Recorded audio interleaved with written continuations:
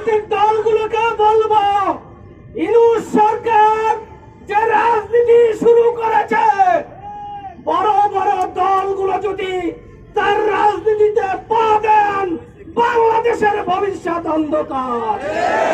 সুতরাং ইউনূস যে রাজনীতি শুরু করেছেন, আপনাকে বলবো আপনি সেখান থেকে ফিরে আসুন।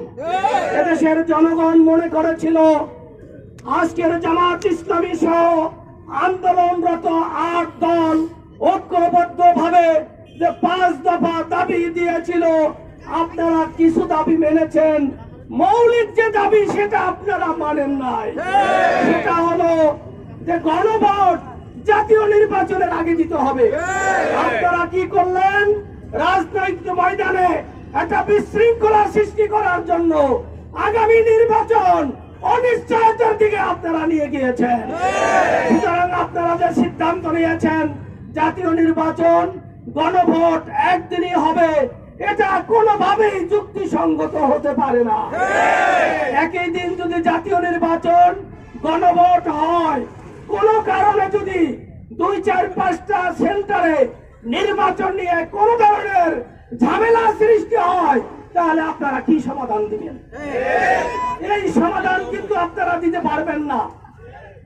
এই জনগণের হাজার হাজার কোটি টাকা ব্যয় করে যে নির্বাচনের ব্যবস্থা করা হবে, এই নির্বাচনকে ভণ্ডুল করার জন্য তারা পায়তারা করছে। আমরা বলবো সকল রাজনৈতিক দল, বিএনপি সহ আপনাদের এখনো সময় আছে। ইউনূস সরকার যে ষড়যন্ত্র শুরু করেছে, এর বিরুদ্ধে ঐক্যবদ্ধভাবে রাজনৈতিক দলগুলোকে ভূমিকা পালন করতে হবে। বাংলাদেশ গুছানোর, বাংলাদেশকে একটি কল্যাণকর রাষ্ট্র গঠনের জন্য এখন এই মোক্ষম সময়। এই সময়ে যদি আমরা ভূমিকা পালন করতে ব্যর্থ হই, আবার বাংলাদেশ পিছনে চলে যাবে। আমরা দেশপ্রেমিক এই দেশের জনগণ হিসাবে এটা কোনোভাবেই হতে দিতে পারি না। আর একটি কথা, এখন দেখলাম আলু নিয়ে রাজনীতি শুরু করেছেন।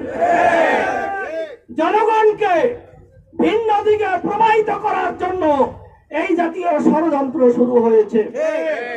আলু, এই আলু নিয়ে সাইদি সাহেব একটা রেফারেন্স দিয়েছিলেন যে আলু কিন্তু সব জায়গায় কাজে লাগে।